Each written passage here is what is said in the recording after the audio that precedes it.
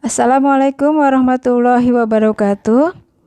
Kembali kita bertemu lagi di mata kuliah statistik, masih dengan materi distribusi sampling. Untuk kali ini adalah untuk video pembelajaran untuk part keduanya.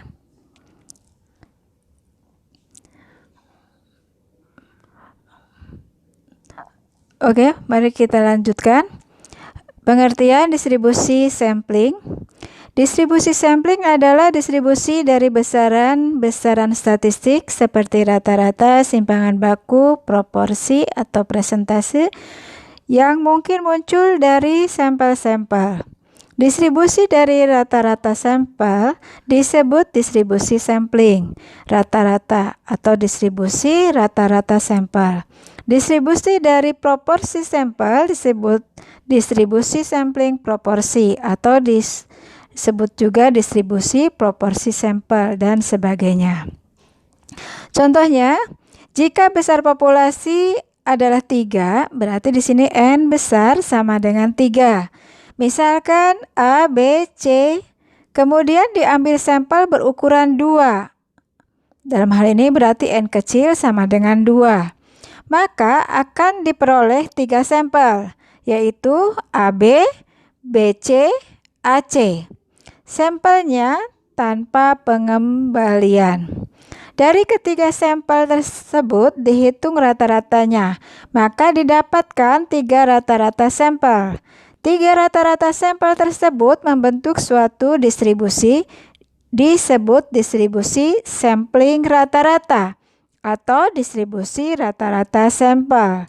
Demikian pula dengan perhitungan simpangan baku, varian, proporsi sampel akan membentuk distribusi simpangan baku, distribusi varian, dan distribusi proporsi. Jenis distribusi sampling. Berdasarkan besar statistik yang digunakan, dikenal beberapa jenis distribusi sampling, yaitu distribusi sampling rata-rata, proporsi, beda 2 rata-rata, dan beda 2 proporsi. Yang pertama, distribusi sampling rata-rata. Distribusi sampling rata-rata atau distribusi rata-rata sampel adalah distribusi dari besar rata-rata yang muncul dari sampel-sampel. Contoh soalnya, sebuah populasi berukuran 6 yang anggotanya adalah 2, 3, 5, 6, 8, 9 dan sampelnya berukuran 2. Buatlah distribusi sampling rata-ratanya jika pengambilan sampelnya dilakukan tanpa pengembalian. Penyelesaiannya, sampel berukuran 2 artinya N kecil sama dengan 2 dengan rata-rata yang dapat dibentuk dari populasi berukuran 6. Dalam hal ini berarti N besar sama dengan 6 dengan anggotanya 2, 3, 5, 6, 8, 9 adalah sampel pertama 2, 3 dengan rata-rata 2,5, sampel kedua 2 dan 5 dengan rata-rata 3,5, sampel ketiga 2 dan 6 rata-rata 4, sampel keempat 2, 8 dengan rata-rata 5, sampel 5, 2 dan 9 rata-rata 5,5, sampel 6, 3 dan 5 dengan rata-rata 4, sampel 7, 3 dan 6 dengan rata-rata 4,5, sampel 8, 3 dan 8 dengan rata-rata 5,5, sampel 9, 3 dengan 9 dengan rata-rata 6, sampel 10, 5 dan 6 dengan rata-rata 5,5, sampel 11, 5 dan 8 dengan rata-rata 6,5, sampel 12, 5 dan 9 dengan rata-rata 7, sampel 13, 6 dengan 8 dengan rata-rata 7, sampel 14, 6 dengan 9 dengan rata-rata 7,5, sampel 15, 8 dengan 9 dengan rata-rata 8,5. Kita buat dalam tabel distribusi sampling rata-rata. Kemudian kita lihat masing-masing dari kolom pertama yaitu dengan X barnya atau nilai rata-ratanya. Kemudian kita lihat frekuensi dari nilai yang mendapatkan nilai 2,5 ada 1, yang 3,5 ada 1, yang nilai rata-ratanya 4 ada 2, yang nilai rata-ratanya 4,5 ada 1, yang nilai rata-ratanya 5 ada 1, yang nilai rata-ratanya 5,5 ada 3, yang rata-ratanya 6 ada 1, yang rata-ratanya 6,5 ada 1, yang nilai rata-ratanya 7 ada 2, yang nilai rata-rata 7,5 ada 1, yang nilai 8,5 ada 1. Kemudian dari nilai rata-rata dan dari frekuensi, maka terbentuklah nilai probabilitasnya, yaitu sebesar yang 2,5 dengan frekuensi 1 itu 0,07, 3,5 dengan 1 itu 0,07, 4 dengan frekuensi 2 0,13, 5 dengan frekuensi 1 0,07, 5 dengan setengah dengan frekuensi 3 0,20, 6 dengan frekuensi 1 0,07, 6 setengah dengan frekuensi 1 0,07, 7 dengan frekuensi 2 0,13, 7 setengah dengan frekuensi 1 0,07, 8 setengah dengan frekuensi 1 0,07. Jumlah probabilitas secara keseluruhan adalah 1. Berikutnya,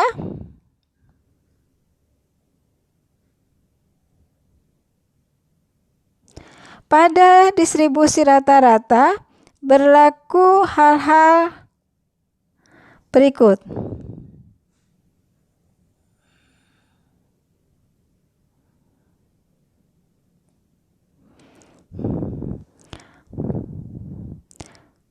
Pemilihan sampel dari populasi terbatas.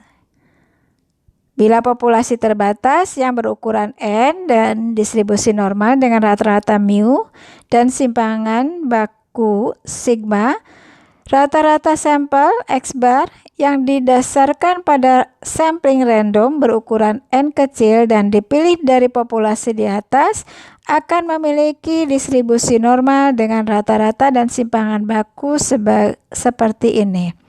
Yang pertama, untuk pengambilan sampel tanpa pengembalian atau N kecil per N besar lebih besar dari 5%, kita menggunakan mu X bar, atau di sini berarti kita menggunakan rata-rata adalah mu X bar sama dengan mu, sigma X barnya adalah sigma per akar N kali akar dari N besar min N kecil dibagi N besar dikurangi 1. Untuk pengambilan sampel dengan pengembalian atau N kecil per N besarnya lebih kecil dari 5%, mu X bar sama dengan mu, sigma X barnya sama dengan sigma per akar N kecil. Contoh soalnya, toko undur-undur memiliki 5 karyawan yaitu ABCDE dengan upah per jamnya dalam ribuan rupiah adalah 2, 3, 3, 4, 5. Jika upah yang diperoleh itu dianggap sebagai populasi, tentukan rata-rata sampel dari 2 unsur upah dari 2 karyawan. Yang kedua, rata-rata dari rata-rata sampel. Yang ketiga, simpangan baku dari rata-rata sampel. Pengambilan sampel dilakukan tanpa pengembalian. Nah, kemudian kita lakukan penyelesaian. Penyelesaian banyaknya sampel akan kita gunakan dengan rumus kombinasi dengan 2 dan 5. Dengan 5 faktorial dibagi 2 faktorial kali 5 min 2 difaktorialkan nilainya 10. Maka ke 10 buah sampel itu adalah 23, 23, 24, 25, kemudian 33, 34, 35, kemudian 34, 35, 45. Rata-rata sampelnya adalah untuk rata-rata sampel 1, 2,5, kedua 2,5, ketiga 3, keempat 3,5, kelima 3, keenam 3,5, ketujuh 4, ke-8 3,5, ke-9 4, ke-10 4,5. Kemudian untuk mencari rata-rata dari rata-rata sampel adalah mu sama dengan 2 plus 3 plus 3 plus 4 plus 5 dibagi 5. Mu-nya sama dengan 3,4, maka berarti mu X bar sama dengan mu sama dengan 3,4. Kemudian kita cari simpangan baku dari rata-rata sampel adalah simpangan bakunya adalah akar dari jumlah X min mu dikuadratkan dibagi N.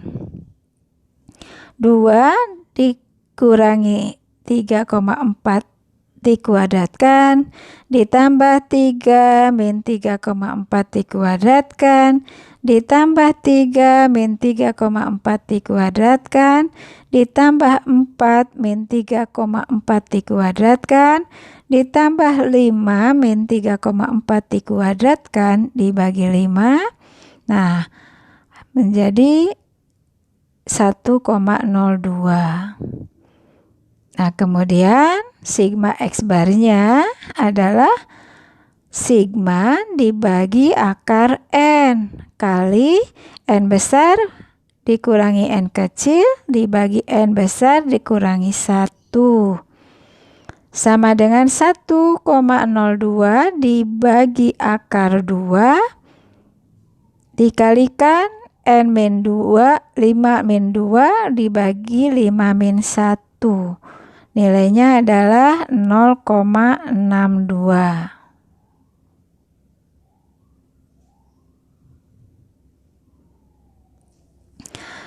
Berikutnya untuk yang kedua adalah untuk pemilihan sampel dari populasi yang tidak terbatas. Bila populasi memiliki ukuran yang tidak berhingga dan distribusikan secara normal dengan rata-rata mu dan simpangan baku sigma, maka rata-rata sampel X bar yang didasarkan pada sampel random yang berukuran N dan yang dipilih dengan pengembalian atau tanpa pengembalian dari populasi tersebut akan memiliki distribusi normal dengan rata-rata dan simpangan baku sedemikian, yaitu mu untuk X bar sama dengan mu sigma X bar sama dengan sigma dibagi akar N. Yang ketiga, daftar distribusi normal untuk distribusi sampling rata-rata. Menggunakan daftar distribusi normal untuk distribusi sampling rata-rata dengan menggunakan rumus Z sama dengan X bar min mu dibagi sigma X bar. Untuk pengambilan sampel, pengambilan untuk N kecil dibagi N besar lebih besar dari 5% berlaku sigma Z sama dengan X bar min mu per sigma X atau Z sama dengan X bar min mu per sigma per akar N kecil dikali N besar min N kecil dibagi N besar min 1. Untuk pengambilan sampel dengan pengembalian atau N per N besar, N kecil per N besar ya, lebih kecil dari 5% berlaku Z sama dengan X bar min mu per sigma X bar atau Z sama dengan X bar min mu per sigma per akar N kecil. Pada umumnya, normalitas dari distribusi sampling rata-rata disebut teori limit sentral dan dinyatakan sebagai berikut. 1. Jika populasi cukup besar dan berdistribusi secara normal, maka distribusi sampling rata-rata akan normal. Kedua, jika distribusi populasi tidak normal, maka distribusi sampling rata-ratanya akan mendekati normal. Apabila jumlah sampel cukup besar, misalnya 30 atau lebih. Atau dalam hal ini berarti N kecil lebih besar sama dengan 30. Yang ketiga, distribusi normal dari rata-rata sampel memiliki rata-rata yang sama dengan rata-rata harapan E dari X bar dan simpangan baku sigma X bar. Nilai-nilai itu dapat dihitung dari rata-rata populasi, dalam hal ini adalah mu, dan simpangan baku populasi atau sigma. Contoh soalnya, upah per jam para pekerja PT Gebyar memiliki tingkat upah rata-rata Rp500 per jam dan simpangan baku Rp60. Berapa probabilitas bahwa upah rata-rata 50 orang pekerja yang merupakan sampel random akan berada di antara Rp510 dan Rp520. Penyelesaiannya, jika ukuran populasi tidak diketahui, maka dianggap sebagai populasi tidak terbatas. Mu sama dengan 500, sigma sama dengan 60, N kecil 50, sigma X bar sama dengan 510 dan 520. Dengan demikian, sigma X bar sama dengan sigma per akar N, yaitu sama dengan 60 dibagi akar 50, sama dengan 8,485. Untuk Z-nya sama dengan X bar min mu per sigma X bar. Untuk X bar-nya 510, Z-nya adalah 510 dikurangi 500 dibagi 8,485, yaitu 1,18. Untuk X bar-nya yang 520, maka Z-nya 520 min 500 per 8,485 sama dengan 236. Didapat sini P-nya adalah Z lebih besar dari 1,18 lebih kecil dari 2,36. Sehingga peluang untuk Z lebih besar dari 1,18 dan lebih kecil dari 2,36 adalah sama dengan peluang Z lebih besar dari 0 lebih kecil dari 2,36 dikurangi peluang dari Z lebih besar dari 0 lebih kecil dari 1,18. Kita bisa lihat dari tabel nilai Z-nya adalah 0,4909. Untuk Z lebih besar dari 0 dan lebih kecil dari 2,36. Kemudian dikurangi dengan Z lebih besar dari 0 dan lebih kecil dari 1,18. Z 1,18 di sini nilainya 0,3810. Jadi nilainya adalah 0,1099.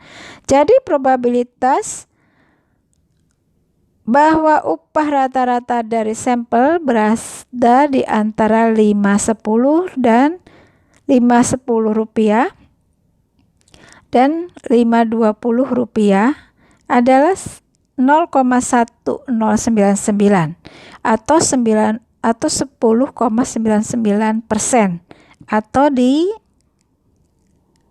dibulatkan menjadi 11%. Jangan lupa kita harus membutuhkan bantuan tabel di sini ya, untuk tabel Z atau untuk tabel normal ya, untuk mengisi nilai dari 1,118 dan 2,36.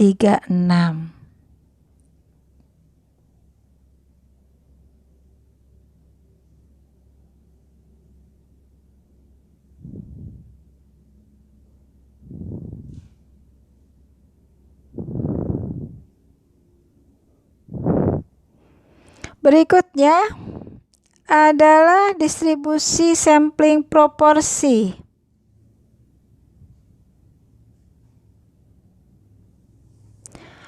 Proporsi dari populasi dinyatakan dengan P sama dengan X per N besar, dan proporsi untuk sampel dinyatakan dengan P sama dengan X per N kecil.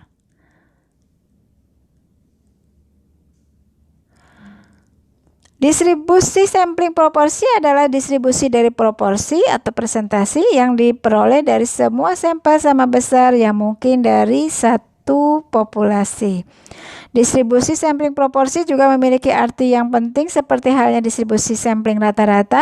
Distribusi sampling proporsi dapat digunakan untuk mengetahui presentasi atau perbandingan antara dua hal yang berkomplement atau peristiwa binomial, seperti presentasi perokok dan bukan perokok, presentasi pemilih dan bukan pemilih di suatu pemilu, dan perbandingan antara pemakai dan bukan pemakai dari hasil produksi tertentu. Contoh, sebuah populasi yang beranggotakan 6 orang, 3 diantaranya perokok dan yang lainnya bukan perokok. Apabila diambil sampel yang beranggotakan 3 orang, proporsi atau banyaknya sampel untuk ketiga anggota sampel perokok, 2 perokok dan 1 perokok, 1 perokok, 2 perokok, dan ketiganya bukan perokok, dapat diketahui pemilihan sampel tanpa pengembalian, misalnya dengan anggota populasi adalah A, B, C untuk perokok dan K, L, M untuk bukan perokok. Kita bisa lihat di sini didistribusikan dalam suatu tabel ya untuk distribusi proporsinya. Banyaknya sampel yang didapat adalah 6, N besarnya adalah N6 dan N kecilnya adalah 3. Jadi 6 faktorial dibagi 3 faktorial dikali 6 min 3 difaktorialkan, nilainya 20. Tadi dibilang bahwa perokok adalah ABC dan yang bukan perokok adalah KLM. Jadi ke-20 sampel itu adalah ABC, ABK, ABL, ABM, ACK, ACL, ACM, AKL, AKM, ALM, BCK, BCL, BCM, BKL, BKM, WLM, CKL, CKM, CLM, KLM. Nah, karena di sini kita punya catatan di mana P perokok dan P itu bukan perokok, kita distribusikan di dalam suatu tabel bahwa yang X sama dengan 3, artinya 3 perokok dan 0 bukan perokok, yaitu proporsi sampelnya ada 1 dengan frekuensinya 1, sehingga probabilitasnya 0,05. Kemudian yang dari 3 itu 2 perokok dan 1 bukan perokok, di sini berarti ada ABK, ABL, ABM, ACK, ACL, ACM, BCK, BCL, BCM.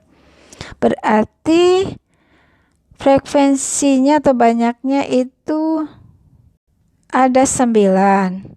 Proporsinya berarti 0,67. Proporsi sampelnya ya 0,67. Kemudian untuk probabilitasnya 0,45. Kemudian untuk sampel yang mungkinnya itu 1 perokok dan 2 bukan perokok, akan ketemunya adalah AKL, AKM, ALM, BKL, BKM, BLM, CKL, CKM, CLM. Itu berarti 1 dari 3 ya, berarti dari sampelnya itu X per N kecil itu ada 0,33. banyaknya ada 9, maka probabilitasnya adalah 0,45. Kemudian yang 0 proko dan bukan prokonya ada 3, itu KLM. Berarti nilai sampel per N-nya adalah 0, frekuensinya itu ada 1, nilai frekuensinya 0,05.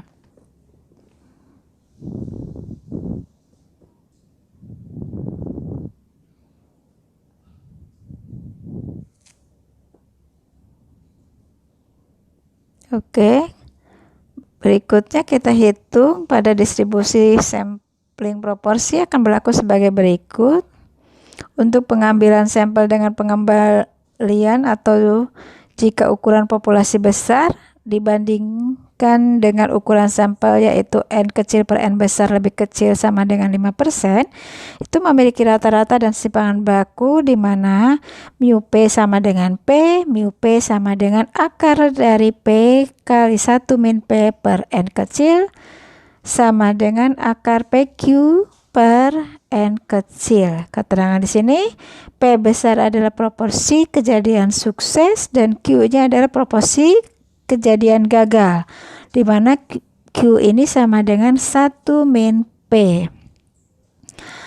Kemudian untuk pengambilan sampel tanpa pengembalian atau jika ukuran populasi kecil dibandingkan dengan ukuran sampel yaitu N kecil lebih besar perbanding N besar itu lebih besar dari 5%, maka nilai rata-rata dan simpangan bakunya mu P-nya sama dengan P, mu sigma P-nya itu sama dengan akar dari P kali 1 min P per N kecil kali N besar min N kecil per N besar min 1, atau sigma P-nya sama dengan akar PQ per N kali akar N besar min N kecil per N besar min 1. Nah, di sini contohnya misalkan kita ambil sebuah toko memiliki 6 karyawan, misalnya ABC untuk yang senang membaca dan X, Y, Z untuk yang tidak senang membaca. Jika dari 6 karyawan tersebut diambil sampel yang beranggotakan 4 karyawan, pengambilan sampel tanpa pengembalian, tentukan banyaknya sampel yang mungkin diambil, distribusi sampel proporsinya, dan rata-rata simpangan baku sampling proporsinya.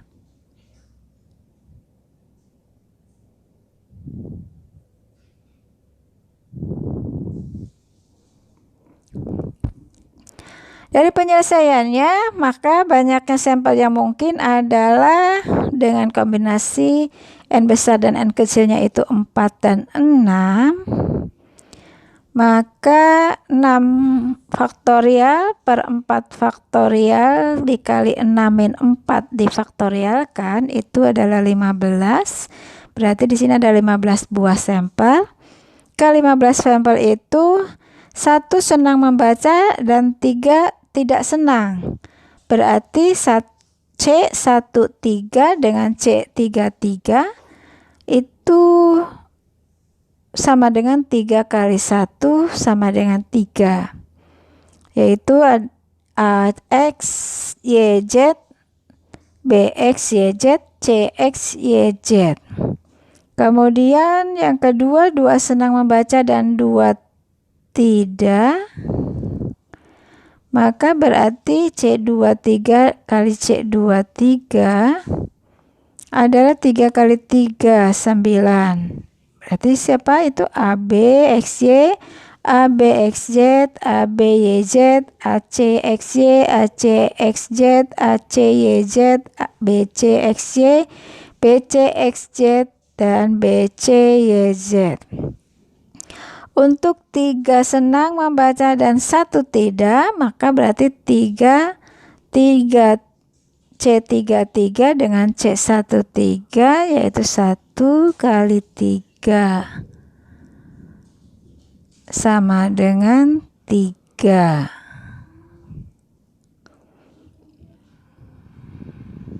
Yaitu ABC, X, ABCY dan ABCZ. Jika X-nya senang membaca dan N-nya jumlah sampel, maka distribusi sampling proporsinya adalah sebagai berikut. Sampel yang mungkin X-nya itu 1, 2, 3 dengan proporsi sampel X per N kecil itu 0,25, 0,5, dan 0,25. Banyaknya sampel 3, 9, dan 3. Probabilitas 0,2, 0,6, 0,3. Nah, ini kita bisa lihat dari dibuatkan di dalam suatu distribusi tabel. Sehingga kita dapatkan proporsi populasi untuk peristiwa sukses senang membaca, P-nya adalah 1/2 atau setengah. Nah, mu P itu sama dengan P sama dengan setengah, maka sigma P-nya masuk pada suatu rumus akar P kali 1 min P per N kecil kali N besar min N kecil per N besar min 1, nilainya adalah 0,158. Berikutnya kita bisa lihat contoh toko mainan boneka yang bermaksud mengadakan pertunjukan sulap secara tetap seminggu sekali atau sebulan sekali. Pimpinan toko memperkirakan bahwa pengunjung akan mencapai 40% dari seluruh pengunjung toko.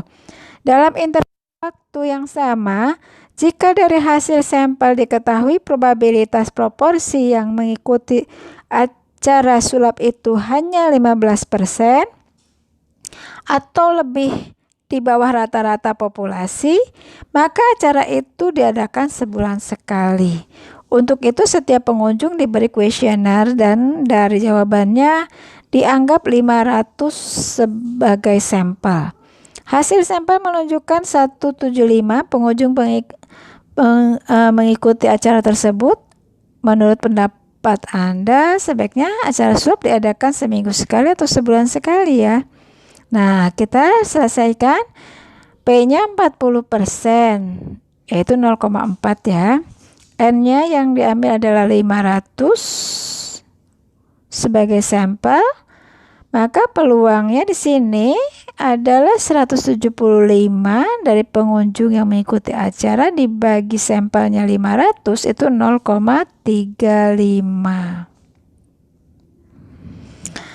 Distribusi sampling yang lain ya untuk bahasan yang ketiga. Di sini distribusi sampling beda 2 rata-rata. Distribusi sampling beda 2 rata-rata adalah distribusi dari perbedaan 2 besaran rata-rata yang muncul dari sampel-sampel 2 populasi. Berarti di sini ada populasi N1 dan N2. Pasti memiliki rata-rata juga yaitu mu1 dan mu2 dengan simpangan baku masing-masing juga sigma 1 dan sigma 2. Dari kedua populasi N1 N2 diambil random sampel ya, yaitu N kecil 1 dan N kecil 2, di mana rata-rata masing-masingnya dengan X bar 1 dan X bar 2. Lalu dari kedua rata-rata itu kita hitung semua bedanya. Dari semua beda rata-rata yang diperoleh akan membentuk suatu distribusi, yaitu distribusi sampling beda rata-rata. Pada distribusi sampling beda 2 rata-rata untuk N1 dan N2, N1 besar ya, N besar 1 dan N besar 2 maksudnya, ini cukup besar, maka berlaku hal sebagai berikut. Rata-rata berarti mu X bar 1 min mu X bar kedua sama dengan mu1 min mu2. Simpangan bakunya berarti sigma baku X bar 1 min X bar 2 yaitu akar dari X1 sigma 1 kuadrat per N kecil 1 ditambah sigma 2 kuadrat per N kecil 2. Untuk N kecil 1 dan N kecil 2, di mana N kecil 1 dan N kecil 2 ini lebih besar daripada 30, maka distribusi sampling beda rata-ratanya akan mendekati distribusi normal dengan variabel random standar yang rumusnya menggunakan Z. yaitu Z sama dengan X bar 1 min X bar 2 dikurangi mu 1 min mu 2 dibagi sigma X bar 1 min sigma X bar 2. Contoh soalnya, misalkan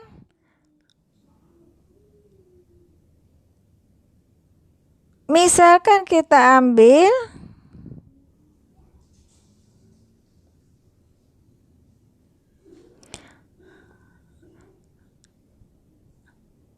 rata-rata pendapatan manajer dan karyawan biasa per hari masing-masing adalah 50.000 dengan simpangan baku 15.000 dan 12.000 dengan simpangan baku 1.000. Jika diambil sampel random, manajer sebanyak 40 orang dan karyawan biasa sebanyak 150 orang. Tentukan beda rata-rata pendapatan sampel, tentukan simpangan baku rata-rata pendapatan sampel, dan probabilitas beda rata-rata pendapatan manajer dan karyawan biasa lebih dari 35.000. Kita selesaikan dengan mu 1 50.000, mu 2-nya 12.000, sigma 1-nya 15.000, sigma 2-nya 1.000, n kecil 1-nya 40, n kecil 2-nya 150.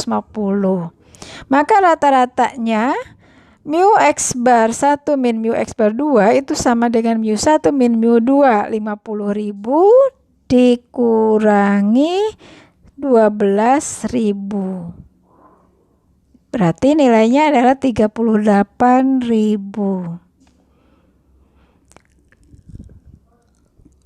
Untuk simpangan baku, sigma X1 min sigma X bar 1 min sigma X bar 2 sama dengan akar dari sigma 1 kuadrat per n kecil 1 ditambah sigma 2 kuadrat per n kecil 2 sama dengan akar 15.000 kuadrat per 40 ditambah 1.000 kuadrat per 150.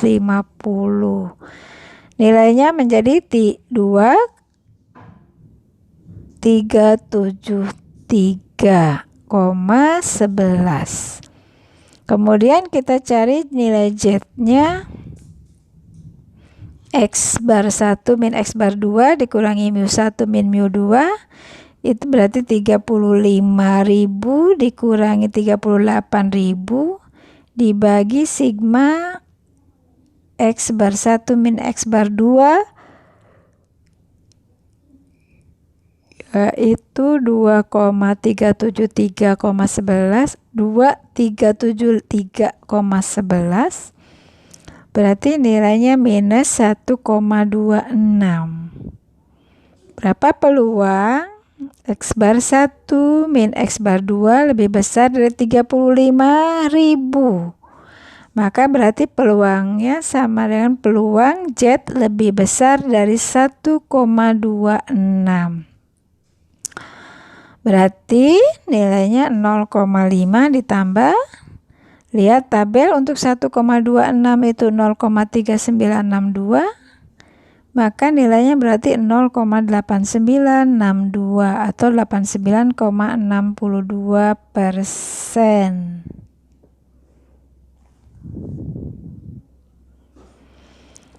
Berikutnya adalah distribusi sampling beda dua proporsi. Yaitu distribusi sampling beda dua proporsi adalah distribusi dari perbedaan dua besaran proporsi yang muncul dari sampel-sampel dua populasi. Misalkan dua populasi N1, N besar 1 dan N besar 2. Ini ada dua populasi binomial. Kemudian diambil sampel random yaitu N kecil 1 dan N kecil 2. Dengan P1 dan P2 maka beda antara kedua sampel proporsi P1 min P2 akan membentuk suatu distribusi yaitu distribusi sampel beda proporsi. Kita gunakan rumus-rumusnya untuk rata-rata mu P1 min P2 sama dengan P1 min P2. Simpangan bakunya untuk sigma P1 min P2 sama dengan akar dari P1 kali 1 min P1 per N kecil 1 ditambah P2 kali 1 min P2 dibagi N kecil 2. Kemudian untuk N1 kecil 1 dan N kecil 2, di mana N kecil 1 dan N kecil 2 itu lebih besar sama dengan 30, berarti cukup besar. Distribusi samplingnya distribusi sampling beda proporsi akan mendekati nilai distribusi normal. Sehingga Z-nya adalah P1 min P2 min P1 min P2 dibagi sigma 1 sigma min sigma 2. Catatan di sini P1 dan min P2 adalah X1 min per N kecil 1 dikurangi X2 per N kecil 2. Contoh soalnya 35% dari pelamar bekerja di bank unggul. Mereka tahun sebelumnya pernah melamar tetapi tidak diterima.